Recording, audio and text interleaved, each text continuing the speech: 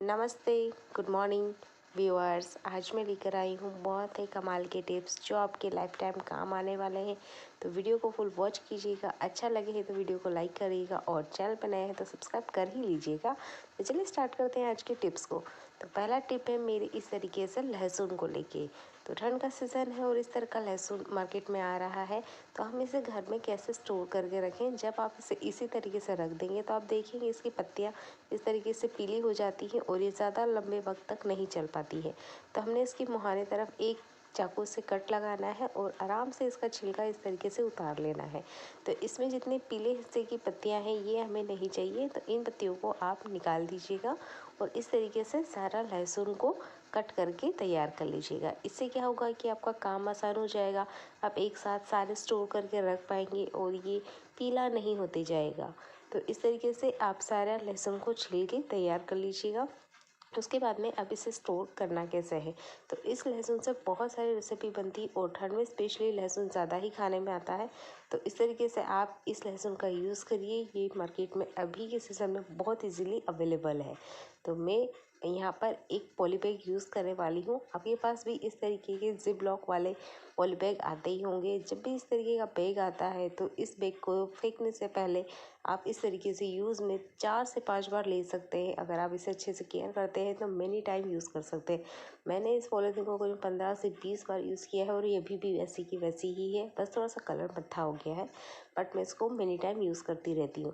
तो इस तरीके से आप सब्जियों को इसमें रख सकते हैं और ये बहुत दिन तक फ्रेश की फ्रेश बनी रहती है। तो मैंने आज यहाँ रखी है लहसुन को और उसके बाद में इसे लॉक कर दीजिए। ये बिल्कुल हरी भरी बनी रहेगी और ध्यान रखना है इसमें पानी की बूंद भी नहीं होना चाहिए। तो आप इसे लॉन्ग टाइम तक इस तरीके से स्टोर कर सकते हैं। आई होप ये टिप आपके बहुत ही काम आएगी। अगली टिप है मेरी इस तरीके से डस्टर को लेके। तो आपके घर में भी डस्टर होते ही होंगे किचन में क्लीनिंग करने के लिए। तो ठंड का सीज़न है और डस्टर बार बार यूज़ करते हैं तो धोना भी पड़ता है। जैसे कि आप देख सकते हो मेरा जो नया डस्टर है वो कुछ इस तरीके का है और यूज़ करते करते इस तरीके से हो जाते हैं डस्टर। तो अब फाइनली हम इन डस्टर को फेंकने वाले ही होते हैं, तो क्यों ना लास्ट टाइम इसका एक बार और यूज़ किया जाए। तो मैं यहाँ डस्टर का यूज़ करने वाली हूँ सीज़र के साथ। तो यहाँ पर मैं सीज़र से डस्टर के छोटे छोटे टुकड़े काट के तैयार कर लेने वाली हूँ। होता है ना हमारे घर में बहुत सारे कपड़े ऐसे पड़े रहते हैं जिन्हें हमने फेंकने ही वाले होते हैं।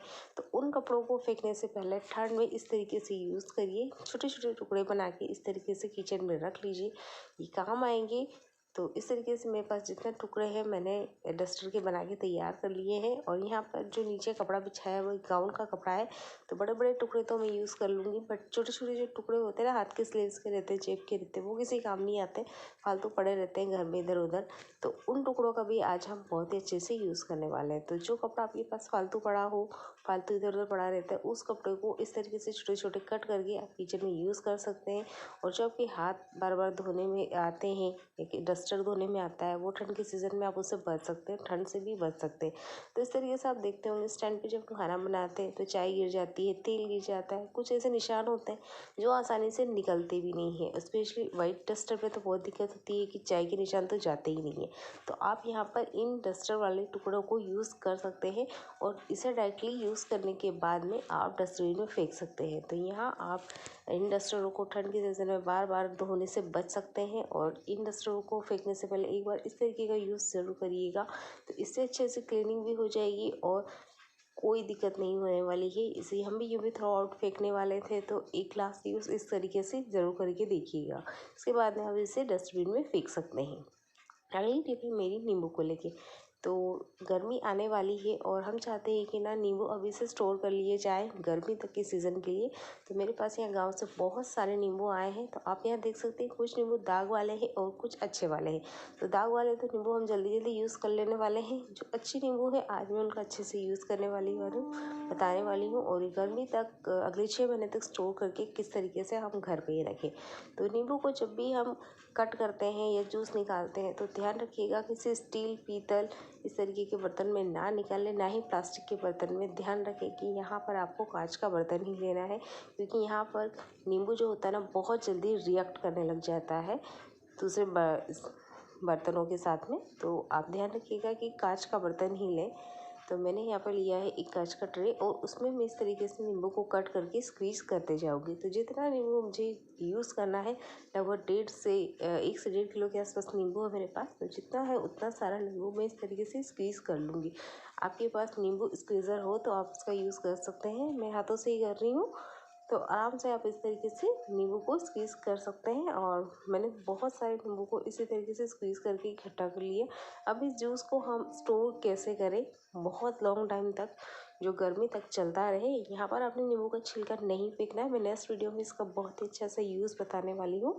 तो हाँ, जितने मेरे पास नींबू थे मैंने उन सारे नींबू को निचोड़ लिया है और इस कांच के बर्तन में इन नींबू के जूस को स्टोर कर लिया है। जैसा कि मैंने बताया है कि जितने नींबू के छिलके हैं उनको अभी रखना है। मैं नेक्स्ट वीडियो में इनका अच्छा सा बहुत ही बढ़िया सा यूज़ बताने वाली हूँ। चीज़ें आप फेंक देते हैं कचरा समझ के, उसका बहुत ही अच्छा सा यूज़ भी होता है। तो यहाँ पर ध्यान देना है कि जब हम इस किसी दूसरे बर्तन में भी इसे ट्रांसफ़र करते हैं तो वो भी कांच का या शीशे का होना चाहिए। ये तो क्या होगा कि ये बर्तनों में रिएक्ट करेगा और जहाँ नींबू का जो स्वाद आना चाहिए वो कड़वा हो जाएगा। आप देखे होंगे कि कभी कभी नींबू का जो स्वाद होता है वो हमें बहुत कड़वा लगता है।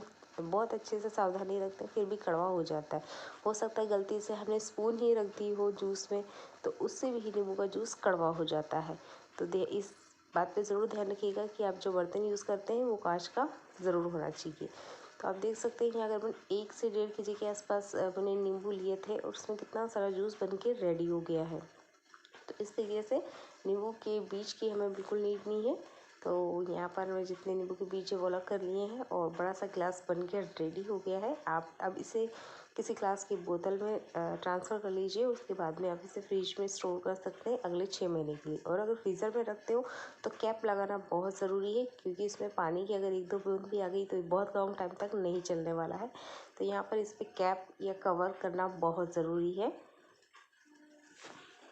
और दूसरा ही तरीका है इस नींबू के जूस को स्टोर करने का, कि जो ट्रे होती है ना बर्फ़ की ट्रे, उसमें आप इसे जमा सकते हो। तो ठंड के सीज़न में हमको बर्फ़ की ज़्यादा नीड नहीं होती है, तो ट्रे हमारा फालतू पड़ा रहता है। या आपके पास एक्स्ट्रा बर्फ़ का ट्रे हो तो आप इसमें स्टोर करके इसे रख सकते हो अगली गर्मी के सीज़न में यूज़ करने के लिए। जब आप अच्छी सी शिकंजी गर्मी में पियेंगे तो आपको याद आएगा कि हमने नींबू स्टोर करके रखा है, और झट से एक क्यूब निकालिए और शिकंजी बना के तैयार कर लीजिए, नींबू पानी बना के तैयार कर लीजिए। बहुत ही कमाल का यूज़ होने वाला है इस नींबू का, और आप इस ट्रिक को ज़रूर अप्लाई कीजिएगा, बहुत काम आने वाली है गर्मियों के सीज़न में।